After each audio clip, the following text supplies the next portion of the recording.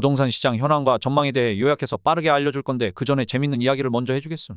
최근 부동산 통계가 인위적으로 조작되었다는 이야기가 돌고 있음.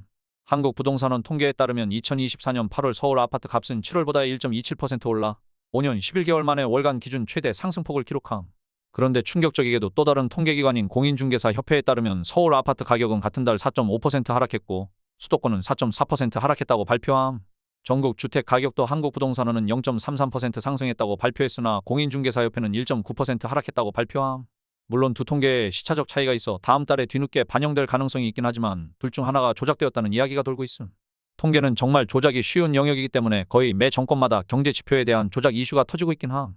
하지만 만약 정말로 통계가 조작되고 있다면 잘못된 정보를 바탕으로 부동산 거래나 투자를 하는 국민들은 큰 손실을 입을 수 있음.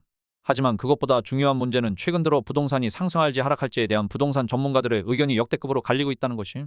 투자의 판단은 여러분들에게 맡기겠지만 최근에 나온 객관적인 뉴스와 팩트들을 빠르게 알려주고 부동산 가격에 대한 전망을 해줄 테니 영상 끝까지 잘 보고 성급한 판단으로 투자 손해를 보지 말라고. 미국이 며칠 전 드디어 2년 만에 금리를 5.5%에서 5.0%로 인하했음. 일단 미국 금리 인하 소식은 투자자들에게는 희소식임.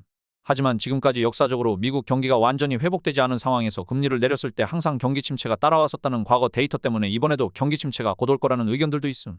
반면 미국 경기가 회복이 잘 되고 있다고 보는 의견도 많기 때문에 일단 더 지켜봐야 할 것 같고 일단 경기 침체가 오지 않는다고 가정을 해보겠음. 금리 인하는 일단 주식시장과 부동산 시장에서 매수 심리를 자극해 가격을 상승시킬 수 있는 중요한 요인임. 앞으로 경기 침체 없이 미국이 금리를 계속 인하할 수 있게 될지 잘 지켜보라고. 한국도 물가 상승률 목표인 2%를 달성했기 때문에 한국은행에 금리 인하를 요구하고 목소리가 높아지고 있음.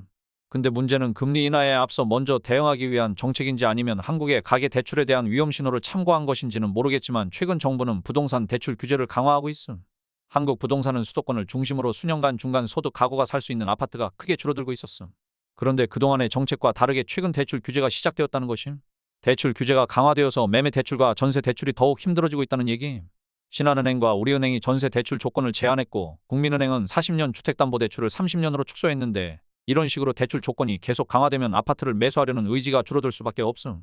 그동안 정부의 정책이 실제 부동산 가격에 얼마나 영향을 미쳤다고 그걸 걱정하냐는 사람들도 있겠지만 부동산 상승장에서는 대중들의 심리, 경기, 금리 등 여러 가지 영향을 받기 때문에 정부의 개입이 큰 영향을 줄 수가 없음.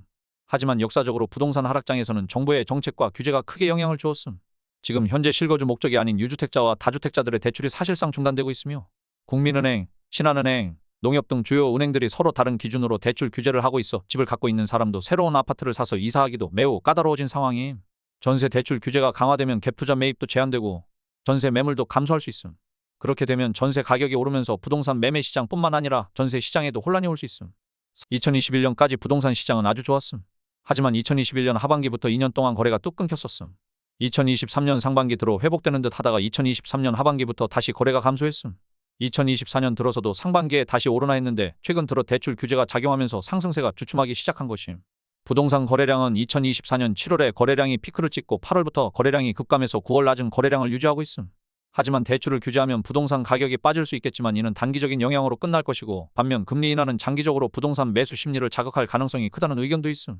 그리고 매수 기회는 하락할 때 오는 것이기 때문에 지금 집을 사는 것이 맞다고 말하고 다니는 유튜버들도 있음.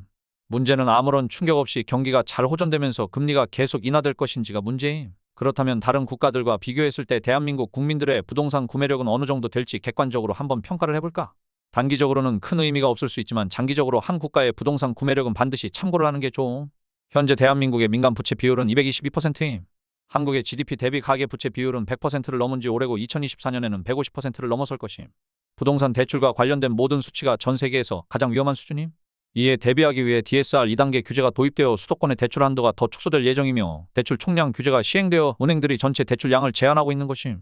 그런데 그 와중에 지금 신용대출이 급증해서 9월 초까지 8,495억 원이 증가했음. 그런데 주택담보대출은 더 심각함. 지난 분기에만 16조 원 증가했으며 2024년 8월에만 8.2조 원 증가함.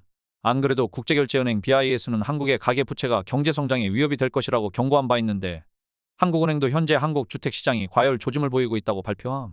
사실 수도권을 제외한 지방 부동산 시장은 심각한 침체 상태에 빠져 있다고 해도 과언이 아님. 통계로 보나 실제 가서 눈으로 보나 미분양 주택과 준공 후 미분양은 엄청나게 증가하고 있음. 하지만 지방 부동산이 처참해 보이지만 사실 서울과 달리 리스크가 적고 가격이 이미 저렴하기 때문에 역발상으로 내 집 마련 기회가 오히려 더 많다고 볼 수도 있음. 지금 부동산 시장 전망이 엇갈리고 매우 혼란스러운 상황임. 정부의 대출 규제 강화로 이미 부동산 거래가 둔화되는 것이 가시화되고 있는 상황. 거기다가 실거주 목적이 아닌 유주택자와 다주택자들은 대출이 제한되고 있는 상황이라 실거주를 목적으로 하는 사람이 아니라면 지금 부동산을 굳이 매수할 이유는 없어 보임. 미국의 금리 인하가 계속 이어질 것인지 충분히 지켜본 이후에 경기 침체가 올 것인지도 살펴보고 금리 인하에 따라 부동산 매수 심리가 다시 살아날 것인지 지켜봐야 하는 것임. 지방 부동산 또한 이미 침체를 겪고 있어 저렴한 가격에 내 집 마련의 기회라고 하는 사람들도 있지만 더 좋은 매수 기회를 언젠가 꼭 잡고 싶다면 당장 구독과 좋아요 콱콱 박으라고. 관련 뉴스들을 계속 업데이트하며 짧고 재밌게 투자 소식들 알려줄 테니 더 궁금한 내용이나 알고 싶은 내용이 있으면 댓글로 알려주면 감사하겠음.